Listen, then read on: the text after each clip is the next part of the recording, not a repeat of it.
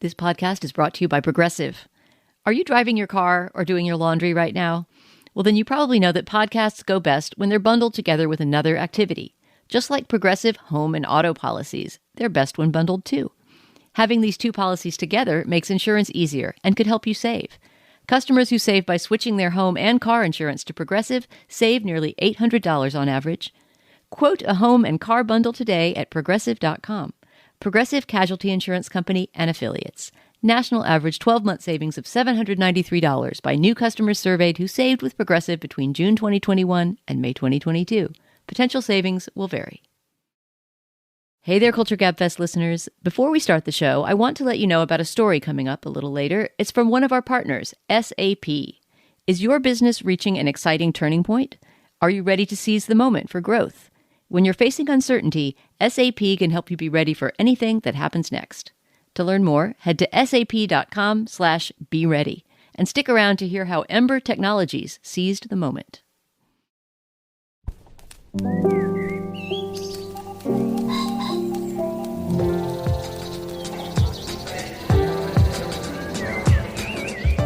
I'm Stephen Metcalf, and this is the Slate Culture Gabfest Roald Dahl Wes Anderson style edition. It's Wednesday, October 11th, 2023. On today's show, the director Wes Anderson, he brings his highly distinctive visual style to 4 short films. They're on Netflix. We discuss the first, which is The Wonderful Story of Henry Sugar. It stars Benedict Cumberbatch and Ben Kingsley and Dev Patel. And then I can list them from memory. I bet many of you can too. The 4 super famous supermodels from the 80s and 90s. We'll get into it. But anyway, Supermodels is in some sense a documentary about why I know those names. And it's a 4-parter on Apple TV about the rise to rock stardom in those decades of the so-called 4 supermodels. And finally, behavioral science for 20, 30 years has represented the intersection of pop, book publishing, and academia. Think Malcolm Gladwell, Freakonomics. How much of it was based on lies? We will discuss some recent scandalous revelations. But first, joining me is Julia Turner of the LA Times. Hey, Julia. Hello, hello. And of course, Dana Stevens is the film critic for Slate.com. Hey, Dana, how's it going? Hey, greetings. It's going good. Good. Shall we make a show? Let's go. Let's do it. Wes Anderson, he scarcely needs much introduction by now. The writer-director of Rushmore, Moonrise Kingdom, many, many movies, most recently Asteroid City. He's known for his highly distinctive directorial style. It's whimsical, precise, clipped, some might say mannered. And he's already conjured with the ghost of the British writer Roald Dahl in the feature film Fantastic Mr. Fox. He now gives us The Wonderful Story of Henry Sugar, adapted from a Dahl story from 1977, about a man who teaches himself second sight, the ability to see without seeing, a power he almost immediately abuses in London's casinos. It stars Benedict Cumberbatch, Ralph Fiennes, Dev Patel, and Ben Kingsley. It runs all of 41 minutes. In the clip we're about to hear, Cumberbatch as Henry Sugar is narrating the story in the third person. In this scene, Henry's using his newly acquired meditation skills to try to see through a deck of cards. Let's listen. The living room of Henry's London flat, midnight. Henry shakes with excitement as for the first time he places a deck of cards upside down before him and concentrates on the top card. All he can see initially is the very ordinary design of thin red lines on the back, perhaps the most common playing card design in the world. He now shifts his concentration from the pattern itself to the other side of the card. He focuses with great intensity upon the invisible underneath of the card. 30 seconds elapse. 1 minute, 2 minutes, 3 minutes. Henry doesn't move a muscle. His now highly developed concentration is absolute. He visualizes the reverse of the playing card. No other thought of any kind is permitted to enter his mind. During the 4th minute, something starts to happen. Slowly, magically, but distinctly, a black blob becomes a spade. A twisty squiggle becomes a 5. The 5 of spades. Fingers quivering, he picks up the card and turns it over. "I've done it," he says. All right. Well, for some reason, our producer decided to play it at 1.5 times speed. But anyway, you get the gist. That's a joke. It's actually at the normal speed. But Dana, let me start with you. If my memory serves me, you have a wonderfully nuanced set of feelings about Wes Anderson. You don't automatically either love or hate his work. very curious to know what you made of this one. Yes, good memory. In fact, specifically, I think in talking about this film or this set of films, because I actually watched all four to sort of try to understand what the whole project was that he's up to. I think it's specifically important to know in terms of my own history with Wes Anderson that Fantastic Mr. Fox is maybe my favorite of his movies. It's certainly in the top 2 or 3 of my favorite Wes Anderson movies, and a movie I've watched countless times. So the idea of him taking on Roald Dahl stories again and taking them on in a really stylized way, it's not stop motion animation like Fantastic Mr. Fox, though there are some animated elements in some of these stories, but it is hyper stylized. And if you've seen, I can't remember now if either of you two have seen Asteroid City, which we talked about on the show, but I think maybe you weren't on. Did either of you see his latest movie? I was definitely out for that show. I haven't seen it. I didn't. So if you have seen Asteroid City, there's a very, very similar framing device or set of framing devices that's going on in that movie and in all of these stories, where there's a real meta awareness of who's telling the story, who they're telling it to, what the performance kind of context is. And throughout both Henry Sugar and the other 3, which are much shorter of these new Dahl adaptations, there's, ongoing kind of jokes like, for example, a prop department. There's these guys in kind of utilitarian overalls who appear every once in a while with boxes that are marked property department. And whoever is, speaking about something takes the book that they're talking about or the tool that they're talking about out of the prop box. In other words, he's really foregrounding that this is all fakery and that it's being, played within a series of boxes. So there's nesting narratives as there are within the Dahl story itself, but the nested narratives are themselves nested in all of these images of theatricality. So if that sounds like something that would get on your nerves and that you don't care about thinking about, you might not like either Asteroid City or this set of new Roald Dahl adaptations. But it does certainly show me that it's something new that Wes Anderson is obsessed with and that he's sort of trying to figure out what it is to be a storyteller and who you can trust as a storyteller. I can't say that I felt extremely emotionally involved by Henry Sugar, as is often the case with me and Wes Anderson, but I was intellectually very intrigued by it, aesthetically very pleased by it. The performances are extraordinary in that specific Andersonian style where he gives the actors these very difficult tasks to carry out. And in this case, literally verbal tasks, because like you say, Steve, there's just this rapid fire dialogue delivery throughout all these stories, most of which comes, I believe, straight from the Dahl stories. He really is lifting a lot of exposition straight from them.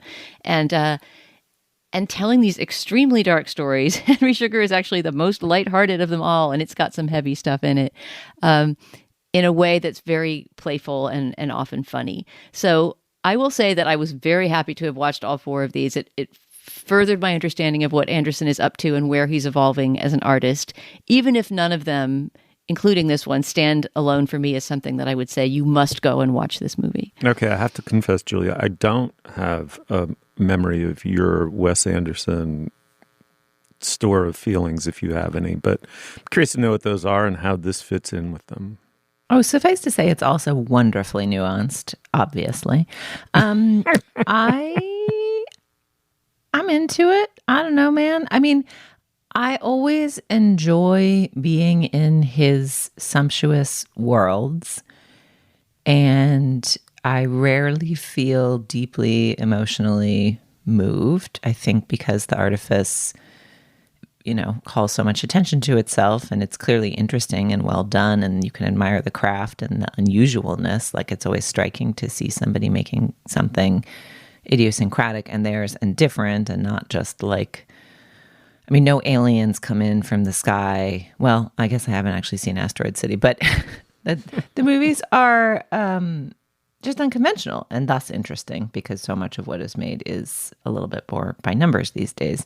But I was curious about this project. I think I come at it more from the Dahl lens, having loved a lot of the Dahl books when I was young and now being at the phase of rereading them to my children and both admiring how wonderful they are and encountering what a weirdo Roald Dahl is. And he was not an unproblematic fave in his adult life in many respects that we don't need to get into here. And so many of his books really are about the beauty and wonder and goodness of children. And some of them are just whack. Like we just read this book called SEO Trot, which is essentially about a man gaslighting his downstairs neighbor by kidnapping her beloved pet tortoise and buying 300 tortoises and replacing them every day with a slowly larger tortoise so that she can believe that she is finally feeding the tortoise the right thing based on his instruction and helping her tortoise grow. And you think, surely he will get his comeuppance. And he does not. They go happily into the sunset. It's basically, the book is like gaslighting, a wonderful romantic technique. fuck your turtle. It's interesting you say that, Julia, because actually, if you watch your way through all four of these stories, quite a few of them have, and not Henry Sugar, but quite a few of them have endings that are similar in the sense that someone doesn't get a comeuppance. It's really an exposure of the fact that just evil and trickery exist in the world, and sometimes there's nothing you can do about it. But I thought this story, which is essentially, I mean, I read this book when I was a kid. I have not yet read it with my children. I guess I hadn't thought about the fact that it was about meditation, essentially. It's like a story about meditation, and the rich guy at the core tries to use meditation to cheat at cards. And that does not go as he intends, because it turns out if you study meditation devotedly for many years, it has an effect on you and what you want to do with your life. And that didn't strike me as the most Roald Dahlian. I was like, whoa. Mm-hmm. Yeah.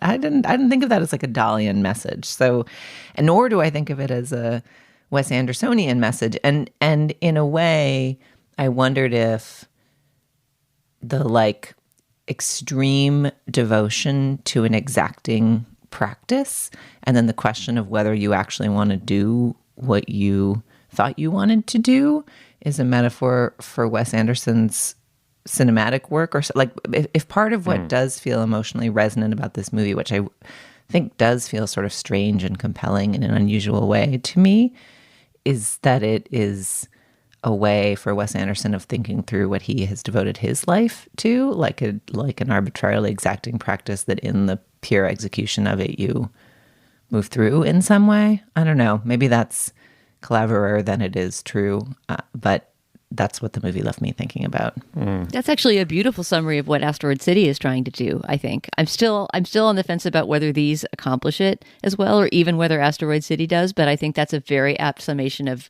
his artistic obsession right now.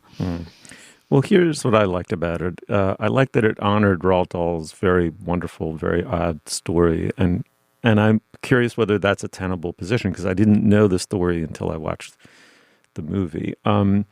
I have highly overdeveloped and totally unnuanced feelings about Anderson, and have had since Rushmore. I detest his movie making. And I almost to the point that I can't watch it. Has Wes Anderson ever met an actual person, an actual human being?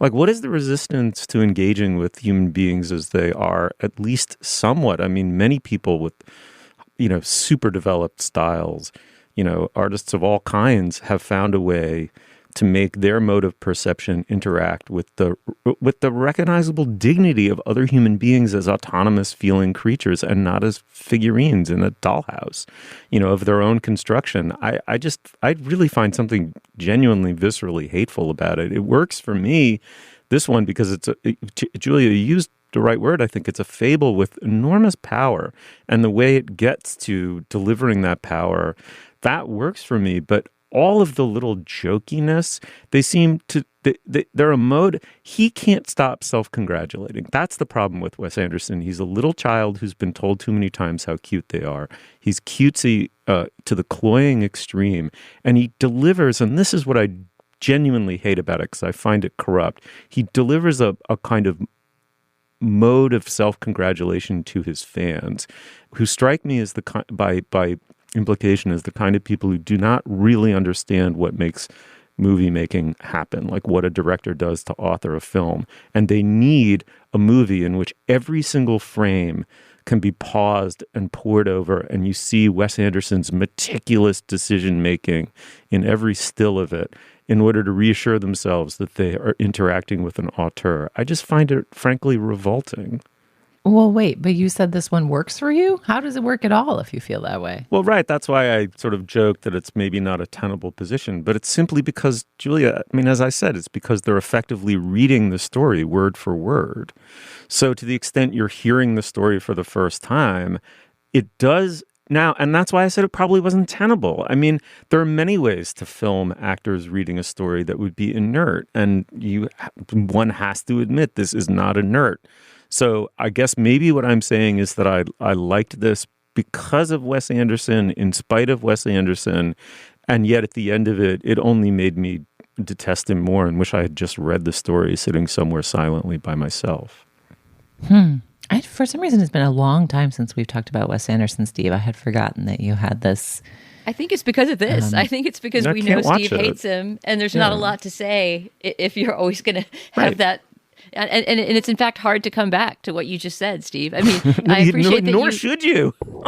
It's a turd on the dinner table. Pretend it's not there.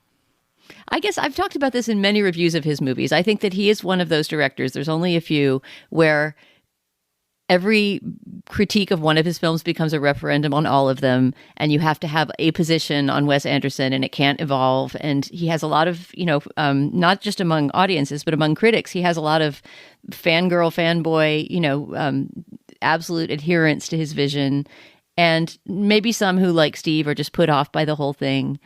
And I have to admit that he's kind of worn me down, after loving Rushmore and then being disappointed by almost every movie after Rushmore for years, while continuing to find them, uniquely voicey, but sort of emotionally empty. Then Fantastic Mr. Fox completely charmed my pants off and became one of my child's favorite movies, and we quote it near daily in my house. And I started to realize that, like one of those painters who, like Morandi, that Italian painter who painted the same window full of bottles his whole life, that there are some artists that through hyper focus on one particular stylistic and thematic choice, start to expand themselves within it. And I think he is one of those, which is not to say that he gets better with every movie either. I think at a certain point I just decided, you know what? He's doing what he's doing. He has a reason for doing it. And sometimes I come around and I understand and love it. And so I guess I have a hard time just building a wall and saying he's on the other side of the wall and can never get through. I think I have a similar feeling to you, Dana, and I felt this way about Tarantino's Once Upon a Time in Hollywood too, which is like the mannered film boy gets a little wiser and it's interesting to watch. To me, the manneredness doesn't strike me as anti-human, and so that's why I'm always more interested in watching, I think. But anyway, there's buzz out here in La La Land that this is will be a short contender at the Oscars, and that it'll be a Wes Andersonian year there. So that was part of why we wanted to check it out. Fair enough. Okay, it's the wonderful story of Henry Sugar. It's on Netflix. Check it out. And you Wes Anderson fans know where to direct your emails. All right, let's move on. This podcast is brought to you by Slate Studios and SAP. How do you know when to seize the moment for growth? When your opportunity arrives, you need to be ready. From expanding into new markets to hiring, business leaders face so many tough decisions. My name is Brooke Clark. I'm the VP of Business Transformation and Strategy at Ember Technologies, a temperature control brand. In 2016, Ember launched its core product, the Ember Mug. The feeling of drinking out of an Ember mug is like nothing else. The coffee or tea will maintain that exact temperature for the entire length of your drinking experience. Since then, the company learned how to pivot and grow in unexpected ways. And with SAP tools, they knew they were ready. A few years ago, Ember had an opportunity to launch our products with a global electronics retailer. The tricky part of it was that we would be expanding to 27 countries around the world. It was a massive undertaking, not just due to hitting launch dates and timelines, but also given the intricacies of meeting product compliance in all those new countries. We only had a few months to get prepared for this rapid growth. We had to very quickly make changes on a fundamental level with our systems, our e-commerce, all of the integrations, the cloud-based systems that we put in place in order to facilitate the expansion into 27 countries has continued to benefit us to this day. In order to be ready, you have to have the right processes in place so that when the moment presents itself, you can seize that moment. Ember Technologies seized the moment for growth. Will you? Head to sap.com/be ready to learn more. Reboot your credit card with Apple Card. It gives you unlimited daily cash back that can earn 4.15% annual percentage yield when you open a savings account, a high-yield, low-effort way to grow your money with no fees. Apply for Apple Card now in the Wallet app on iPhone to start earning and growing your daily cash with savings today. Apple Card subject to credit approval. Savings is available to Apple Card owners subject to eligibility. Savings accounts by Goldman Sachs Bank USA, member FDIC. Terms apply. All right. Before we go any further, this is typically in the show where we discuss business. Dana, what do we got this time? Just one item this week, Steve, but it's a spooky one for the month of Halloween. We're going to tell listeners about our first scary movie experiences. This was Julia's idea because as October dawned and the horror movies start to be released, we came back to the ongoing obstacle that Julia Turner hates horror movies and does not want to watch them. And so we thought that just as an extra, we would talk about some of our earliest memories of seeing scary movies and the impressions they made on us. If you're a Slate Plus member, you will hear that segment at the end of this show. And if you're not a Slate Plus member, here's how you sign up. Go to slate.com/culture plus. When you sign up to be a member of Slate Plus, you get ad-free podcasts. You get bonus segments like the one I just described, and many other shows have them too. And you will get unlimited access to all of the writing and all of the podcasting on slate.com. These memberships are what keeps Slate going. So please sign up today at slate.com/culture plus. Once again, that URL is slate.com/culture plus. Okay, what's next? All right. The Supermodels is a 4-part documentary. It's on Apple TV. Its title characters are Naomi Campbell, Christy Turlington, Linda Evangelista, and Cindy Crawford, all of whom together as a cohort, they simultaneously rose to fame and befriended one another in the 1980s.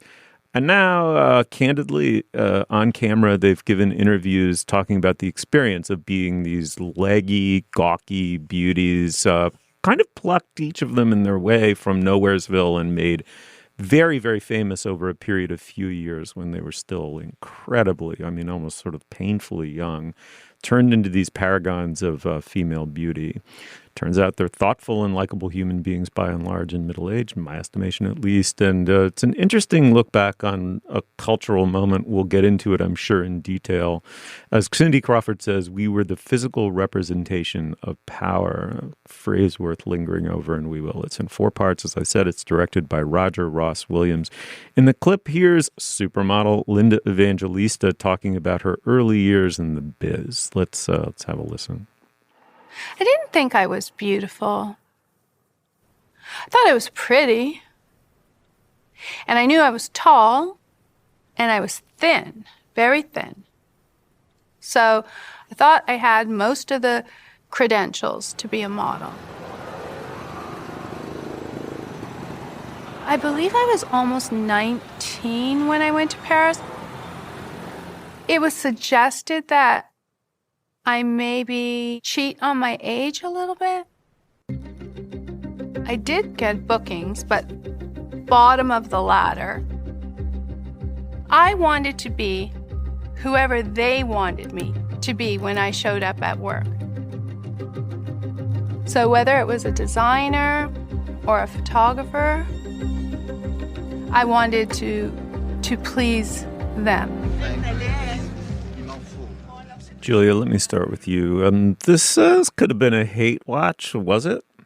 I loved this documentary, and I didn't expect to necessarily. Not that I'm not interested in the subject, I'm interested in fashion. I was exactly a middle school girl when these women were, wearing Versace sequins and tilting their heads back in laughter on the covers of Vogue. And then my teenhood was very shaped by sassy magazine era grunge, kind of the female response to this.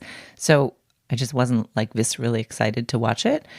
And I admired a lot about it. Number one, it's one of those documentaries where you understand that the subjects have a pretty strong hand in the doc. It is generous to its subjects. It's not out to get them. And yet it explores the areas you want it to explore. I'll be curious to hear what you guys think, but it didn't feel captive to them, even though it felt in partnership with them in the project of telling their stories. Two, it's just interesting to hear them talk. Like, as someone who didn't watch House of Style, the Cindy Crawford MTV show, because I didn't have cable, I've been looking at these women for so long. It's just interesting to hear them say what it was like from their perspective. And then third, and I have a complicated relationship with this, they made such beautiful things. Like, there's many, many shots of the editorial photographs that they were partners in making. There's amazing backstage footage, runway footage.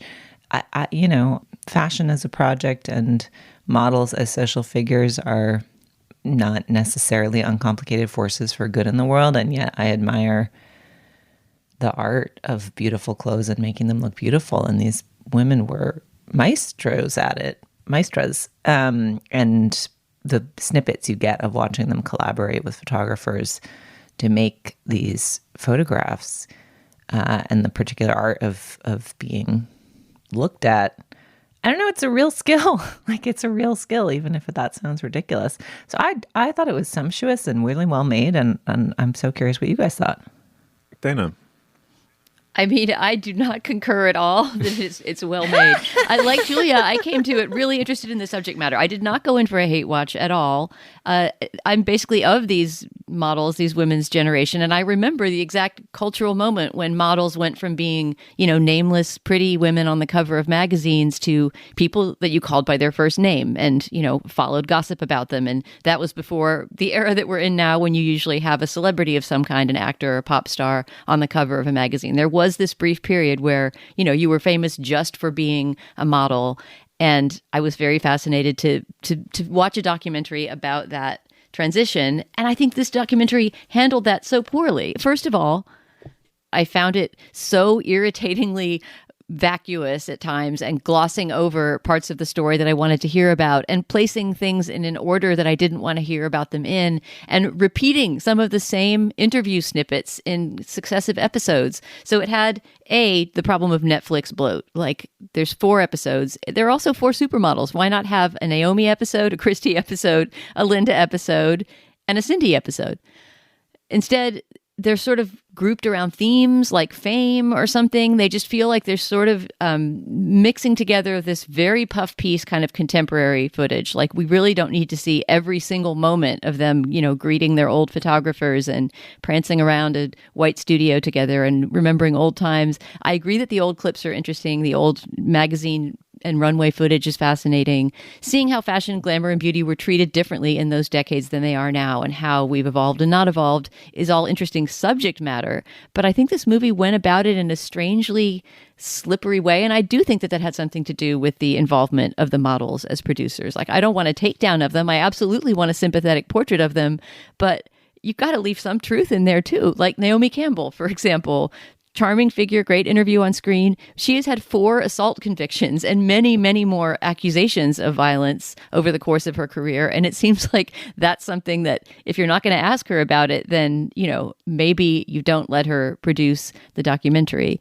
And, less alarmingly, but also somewhat scandalously, Linda Evangelista once made this remark about not wanting to get out of bed for less than $10,000. It became this, a much quoted piece of evidence that, the supermodel era had become too elephantine and egotistical, etc. That is briefly referenced in the documentary, but, there just isn't any sense to me ever of questioning the behavior or values of the women in front of the camera, even though there's plenty of critique of the larger industry outside of them. So there's this sense of both lionization of them as individuals, and again, I don't want to see them torn down by any means, but also this strange retelling of history where those 4 women totally reshaped fashion. I think it's more like those were the 4 that they were able to get to participate in the documentary.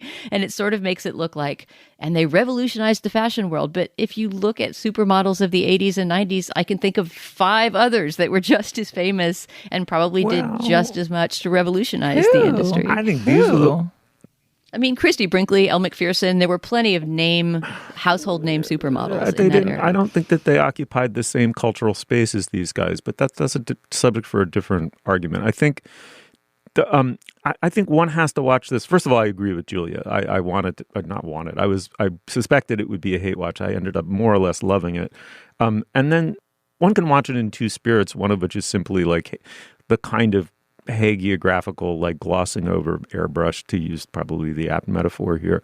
But the other is, sort of like the Beatles documentary, which of course was way more candid their making of Let It Be, which was co-produced by Yoko Ono, who I think probably had veto power over the project. I'd be shocked if she didn't. And, she's sort of depicted a certain way in that documentary, and one accepts it and then tries to sort of either look past it or ignore it, or maybe it was a fair rendering. I mean, I don't want to relitigate that at all. But similarly here, you have to watch this knowing that, you're getting a super softened and filtered product. That said, there are a number of wonderful stories condensed into these 4 hours. One is that it's the story simply of kids making it before they understand what that even means.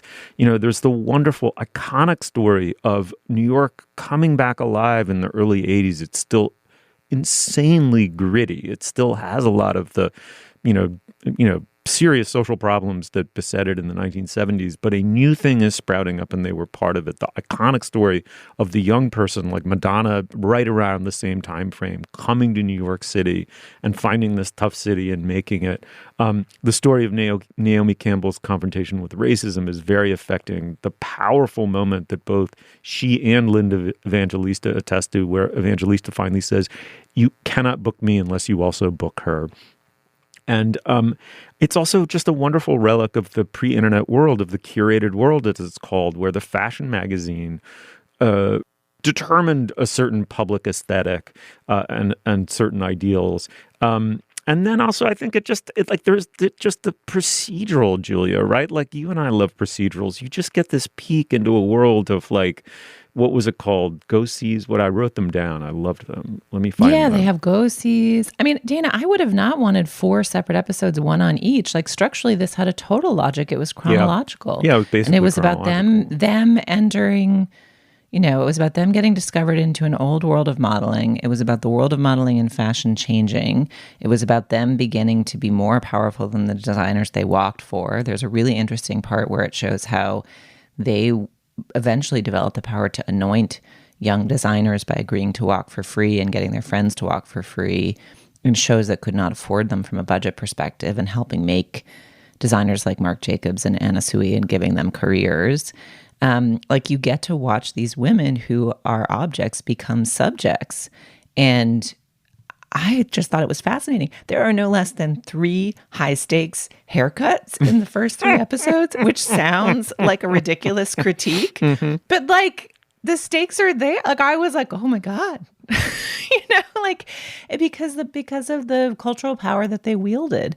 And the show takes it really seriously. And, Dana, their producerdom, you could make an interesting doc that probably was less sympathetic, and they're each so gorgeously lit as women in their 50s and 60s. Like, they all just look fucking fabulous now in ways that are like a metaphor for how the film is making them look fabulous, and how they're very, very canny, all of them, about being looked at, right? And about finding the angle and finding the light. And so the doc asks the questions, and it spends several minutes talking to Linda Evangelista about that $10,000 for getting out of bed comment. I don't feel like it glosses over that at all.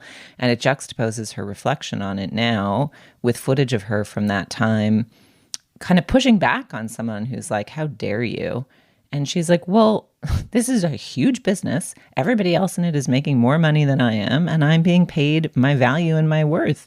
And like, there's a fucked contradiction in there, right? What does the worth come from? Being beautiful. But their evolution as people taking ownership of that value, even though the value is the product of both like the actual art and beauty of fashion and the fuckness of patriarchy. I just found it incredibly compelling. And for Naomi Campbell, I've watched 3 of the 4 episodes. I haven't watched the final one, which is the one that I gather tackles her addiction, which I think she ascribes to her grief in the wake of Gianni Versace's death. And perhaps she's using that as an excuse. But there is a really interesting exchange earlier in the doc where she talks about the rep she got for being, quote, difficult. And she ascribes that to an offhand comment by John Casablancas, who's not framed as the person you would want running your modeling career in these women's telling. So I don't know. I think I just was much more compelled than you were, it sounds like, Dana, by the job they do of telling parts of their story. I mean, I should be fair and watch the entire thing. I gave up after halfway through 2 episodes because I just thought that the storytelling was too loose and slovenly, and I was getting about 15 minutes of value out of each 55-minute episode. But I think that this is also me just resisting the expansion of every TV documentary. I think that this could have been told as a 2-hour traditional length documentary and just kept the good stuff. Okay, well, it's called The Supermodels. It's on Apple TV. We're somewhat split on it, but I think in the end, Julia and I admire it. Anyway, tell us what you think. Shoot us an email and let's move on. On November 10th, Brie Larson and Samuel L. Jackson reunite on the big screen as Captain Marvel and Nick Fury to assemble the MCU's next team, the Marvels. After Captain Marvel gets her powers entangled with teenage superhero Miss Marvel and Captain Monica Rambeau, the 3 heroes will learn teaming up changes everything. Don't miss Captain Marvel's return November 10th in the Marvels, only in theaters. Rated PG-13. Get your tickets now.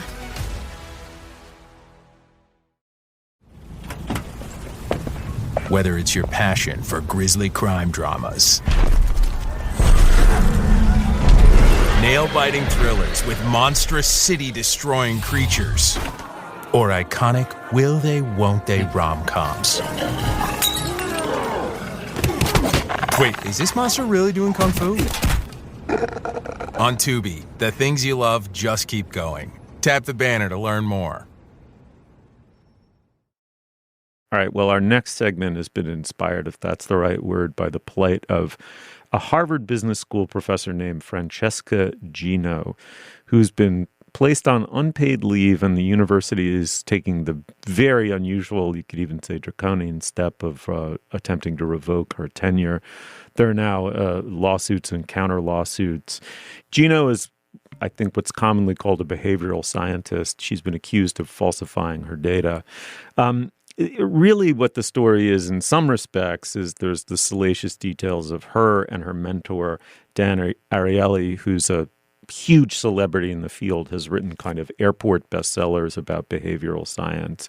But it's also a referendum on behavioral science itself, this intersection of kind of self-help marketing, pop sociology, and serious academia that I think is best thumbnailed as like the TED Talk. I mean, data is brought in to prove a point.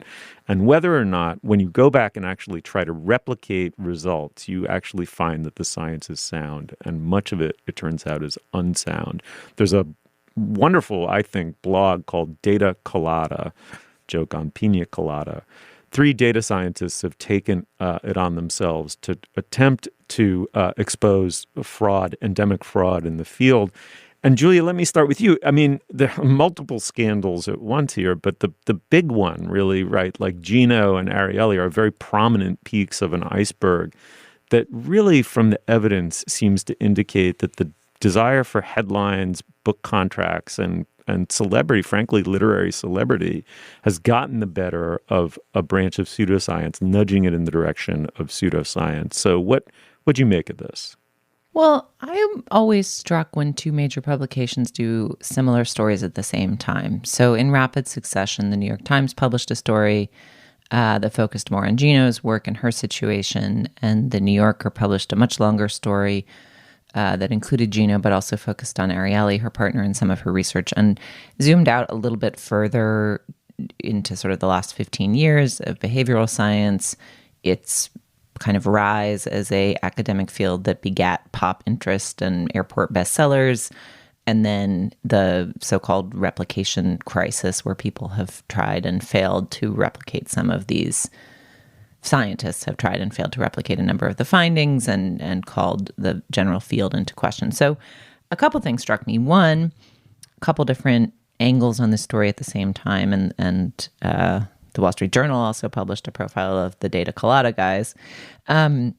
Two, in some ways, this is a story that's been unfolding in academia for a long time.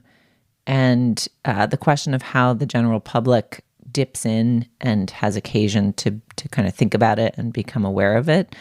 You need scholars of these stature to be accused of missteps, to sort of give media outlets an excuse to be like, remember behavioral science? So it's been a mess for a while, and here's the update, you know? That's sort of the spirit I took these stories in. Danny, you know what struck me about this? Many, many things struck me about it, but one of them was, and I'm sure you've encountered this when you're, especially in maybe the production of the Buster Keaton book, there are just moments as a writer who's doing nonfiction work where you want something to be true. And if it's true, the story is so good, but you know it's kind of not true, or the source is dubious, or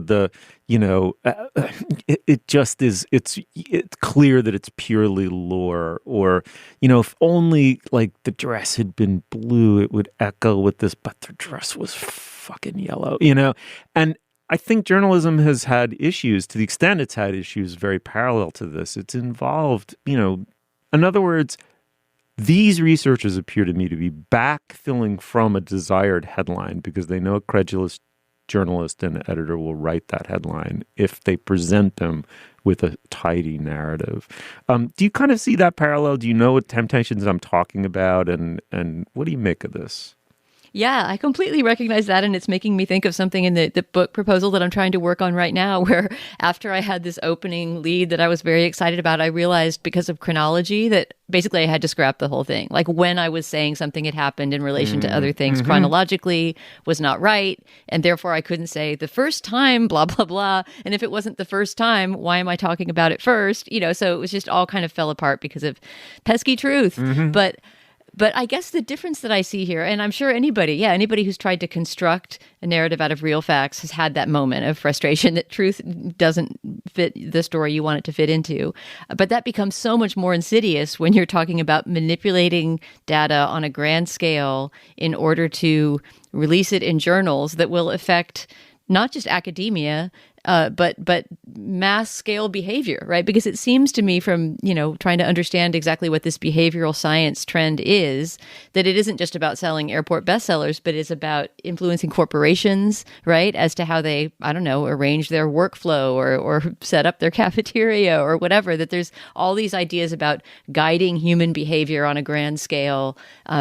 So that goes beyond, just being frustrated that the dress isn't the right color to further your narrative, and becomes really, a behind the scenes Wizard of Oz, behind the curtain style manipulation of mass groups of people. And because this is a very lucrative part of academia, to the extent that there are lucrative parts of academia, right? That this behavioral science is something that has market application in the business world.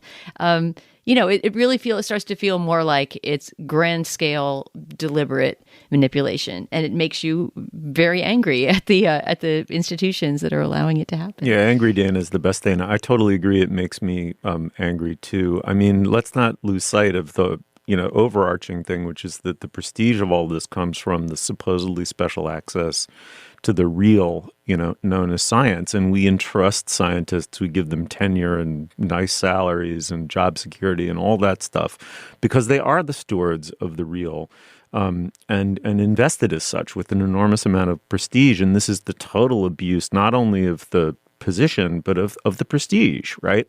And so it deserves, if the problem is as endemic as it appears to be, there needs to be a kind of root and branch introspection on the part of these institutions. Why won't there be? I think this story is sort of two parallel stories. It's the story of the fate of universities under a market paradigm. These magnificent public trusts, which are the glory of the United States in the post-war era, since the 80s really have been handed over to the market in ways that would have been unthinkable, even 40, 50 years ago. So on the one hand, there's a powerful need to turn towards private actors to raise money that you used to get from the federal government or from state governments. And secondly, there's endemic job insecurity within the quote unquote neoliberal universities. So what do professors need to do? They need to, like the rest of us, they need to brand themselves and hyper brand themselves and achieve academic celebrity as the means, one reliable means to job security. And then on the flip side of it, there's this, the culture of the TED Talk is such an interesting one to me, that more informal setting where that kind of prestige gets retailed to people who, I have to say, there's just an aura of, a kind of culture of marketing and a culture of self-help that has a pseudo-intellectuality to it now that I find really kind of appalling.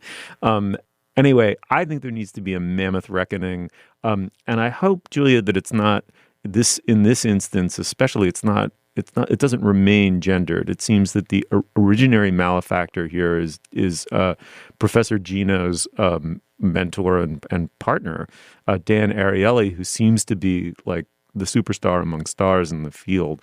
It appears from the reporting that he was a malefactor here, and I hope he finds his time in the stock. Yeah, it sounds like Duke is. Nobody's commented on it, but the reporting suggests that Duke is beginning to look into his work. You know more than I about the incentives governing academia. The tragedy of it is academia is supposed to be the place where you can pursue knowledge without an audience in mind, right? Like in journalism, we pursue knowledge, and we also are, because we don't have unlimited resources to pursue knowledge, we try to pursue the knowledge that people are curious about, right? And the things that are useful for people to know or important for them to know. We're exercising judgment about what knowledge to seek and apply our standards of truth to, and not say the dress is blue when it's not. I forget which color we want the dress to be, but whatever, to not manipulate dress colors. I don't know why you've picked the like BuzzFeed illusion as the metaphor here, which is really confounding things. I got nudged into it. How did I had no idea I was doing it even? Yeah, I blame At least Cass in that Sunstein. case, you have two choices. You can be right saying two different colors. Exactly. Academia is supposed to be the place where you can spend years and be like, nothing doing. I went and pursued knowledge, and what I discovered is no correlation. Like, doesn't do anything if you do this. Oh well, off to check out something else, guys. Like you're supposed to have the academic freedom for your results to be boring or inconclusive, and that's like true freedom, I think, in the pursuit of knowledge.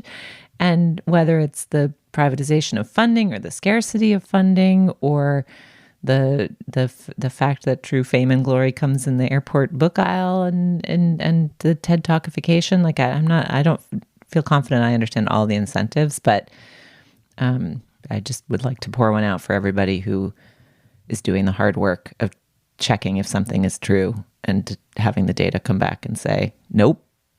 Like, good work, everybody. Keep doing it. Okay, well, there are a couple of, I think, very good pieces of journalism on this already. I'm sure more are coming. One in the New Yorker, one in the New York Times, easy enough to find.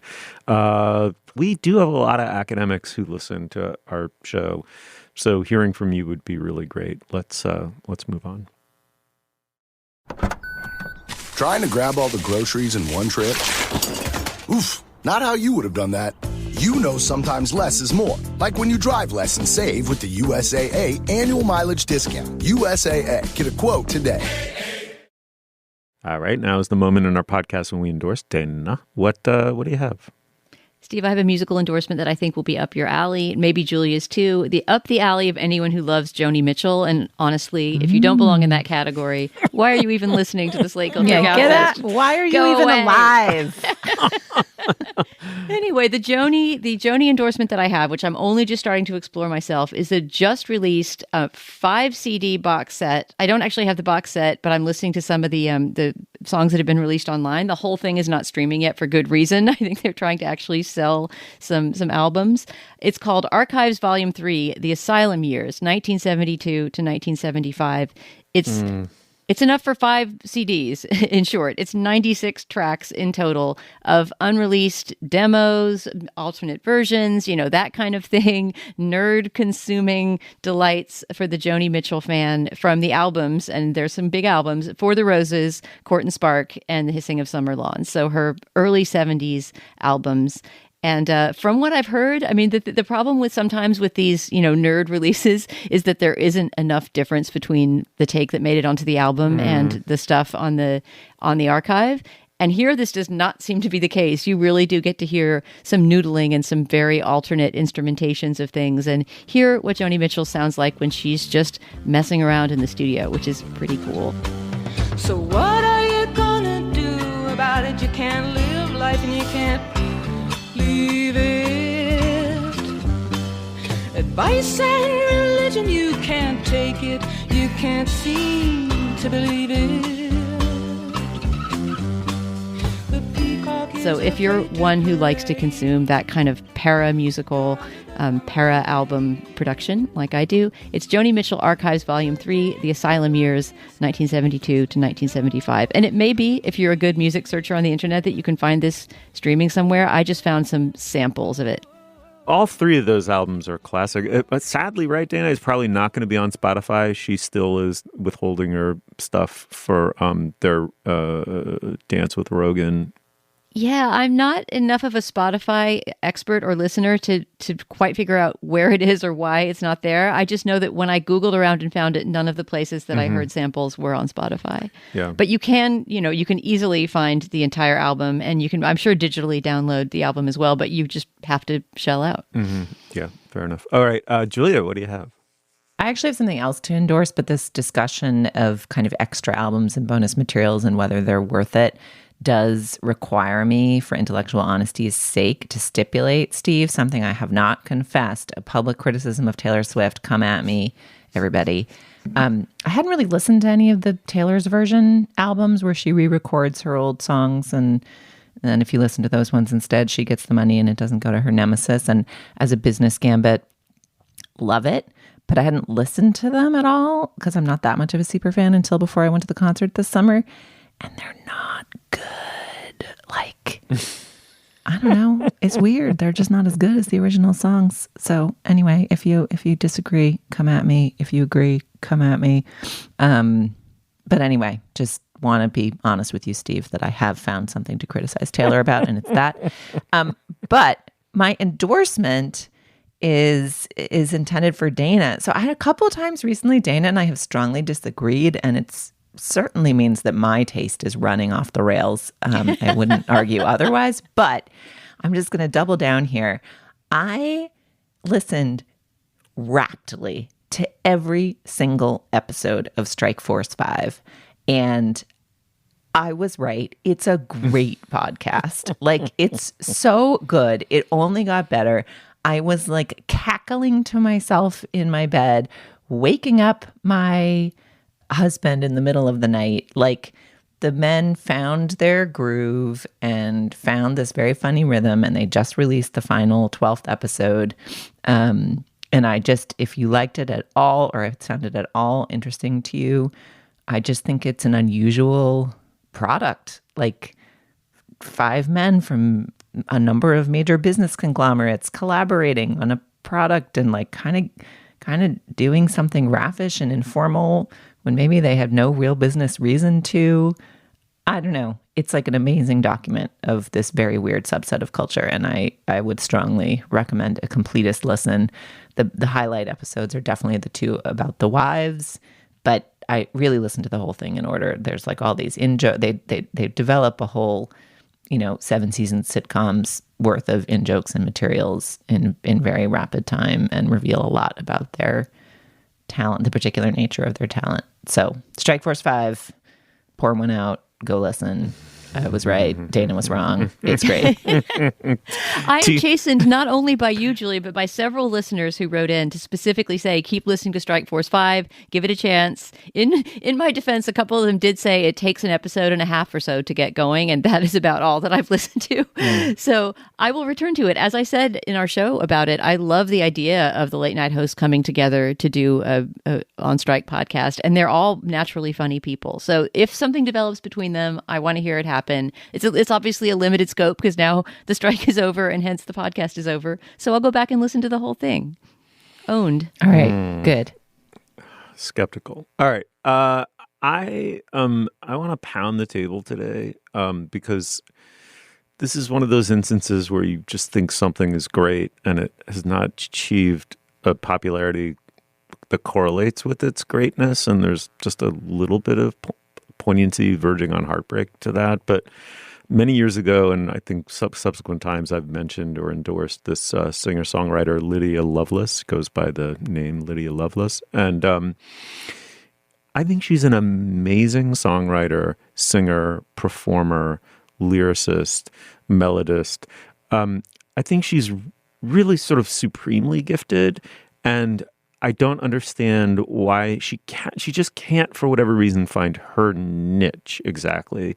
And she's not like toiling away at all. I mean, I really don't want to belittle anything about her. I mean, she has achieved a level of popularity. She goes on Tiny Desk and there are 100,000 views or whatever.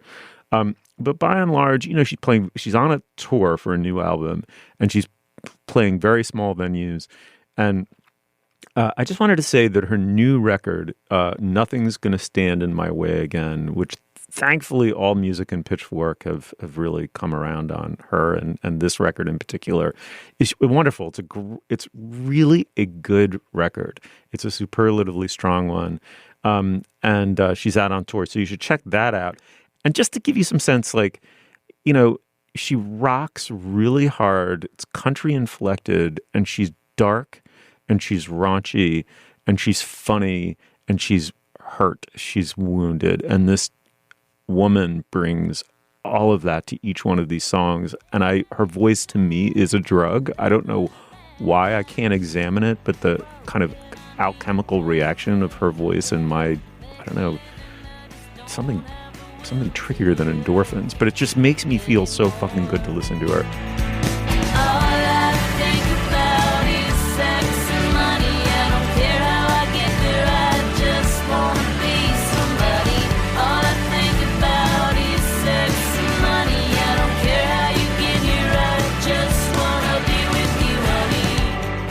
So what I'm going to do is make a list of like 8 or 10 of my favorite songs, nothing overwhelming, and we'll link to it on the show page. It'll be on Spotify, just one click, and just give it a shot. I'm pounding the table.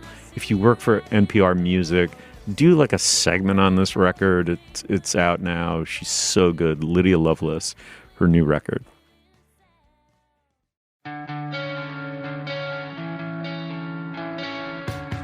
Julia, thank you so much. Thank you, Steve. Thanks, Dana. Thank you. Yeah, it was fun. You'll find links to some of the things we talked about today at our show page. That's slate.com/culturefest, and you can email us at culturefest@slate.com. Our introductory music is by Nicholas Britell, and our production assistant is Kat Hong, and our producer is Cameron Drews. For Dana Stevens and Julia Turner, I'm Stephen Metcalf. Thank you so much for joining us. We will see you soon.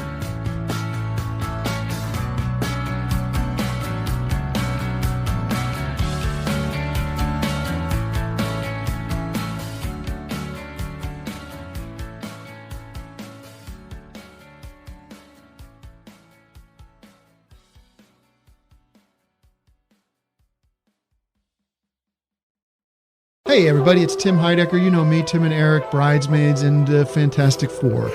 I'd like to personally invite you to listen to Office Hours Live with me and my co-hosts, DJ Doug Pound. Hello. And Vic Berger. Howdy. Every week we bring you laughs, fun, games, and lots of other surprises. It's live. We take your Zoom calls. Music. We love having fun. Excuse me? Songs. Vic said something. Music. Songs. Music. I like having fun. I like to laugh. I like to meet people who can make me laugh. Please subscribe now.